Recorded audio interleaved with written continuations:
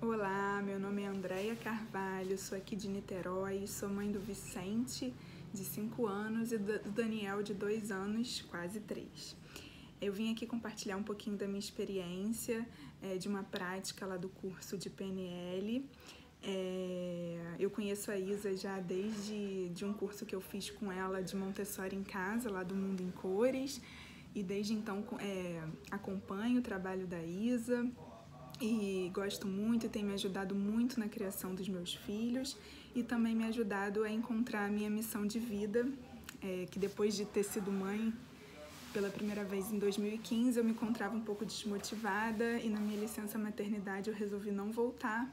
E hoje curso pedagogia, já estou estagiando numa escola, então o curso de PNL está me ajudando muito como mãe e como futura professora também. E hoje eu vim compartilhar um pouquinho da minha experiência daquela prática lá do início do curso, onde a Isa sugeriu que a gente fizesse papéis com a situação problema no meio, né, pensando numa situação problema, e em volta escrevesse: o mapa não é o território, flexibilidade, 3 novas formas, recursos necessários, intenção positiva e ecologia.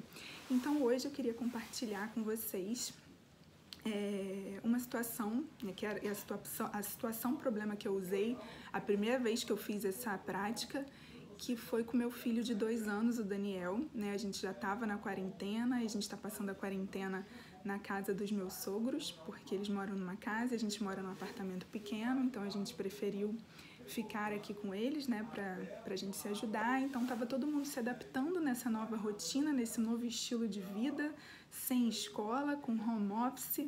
E o Daniel, né, com 2 anos, ainda não sabendo se expressar totalmente, expressar os seus sentimentos, ele começou a usar, eu comecei a interpretar isso depois da prática, né, que ele estava usando assim até como defensiva um pouco, qualquer coisa que irritava ele, que deixava ele chateado, ou deixava ele triste, ou deixava ele bravo, ele chamava qualquer pessoa de bobo, chato e feio. E era bobo, chato e feio para todo lado, para qualquer um, e às vezes não tinha nem motivo aparente, né? Era o motivo dele, mas a gente não conseguia ver um motivo tão claramente. E aí eu fiz essa prática usando a situação problema, primeiro pensando lá, o mapa não é o território, né? Eu comecei a analisar ali o que eu sabia dele, talvez eu não soubesse ainda tão profundamente, que eu só tinha um mapa, mas que eu não estava entendendo todo o território, né? E aí fiquei refletindo muito no que a Isa falava no curso, que o mundo que a gente vê é o mundo que a gente vê com os nossos olhos, né? Mas talvez não seja o mundo como realmente ele é. E aí comecei a tentar me aprofundar mais, né? E também pensando na ideia de que o mapa dele era totalmente diferente do mapa do irmão, né, que eu estava acostumada a fazer algumas coisas quando tinha situações, quando você é mãe de mais de um, às vezes você acha que vai fazer uma coisa que você fez com o filho mais velho que super funcionou e vai tentar praticar com o filho mais novo e dá totalmente errado, não dá certo. Às vezes até dá, mas às vezes não dá. E eu comecei também a me aprofundar nessa questão dos temperamentos, né, porque eu já tinha lido um dos livros da Isa dos temperamentos, e aí comecei, fiz o teste e vi que ele tinha um temperamento totalmente diferente do irmão. Então essa questão também foi me ajudando a entender o momento que ele estava passando, né, a fase de desenvolvimento que ele estava passando, de entender melhor o temperamento dele.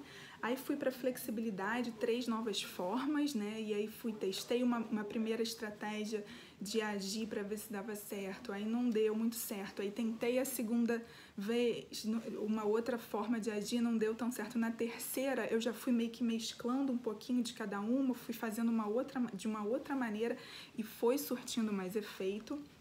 E aí os recursos necessários, eu fui vendo que recursos eu tinha que mudar em mim, mudar na minha estratégia para poder também entender o momento dele e acolhê-lo naquele momento.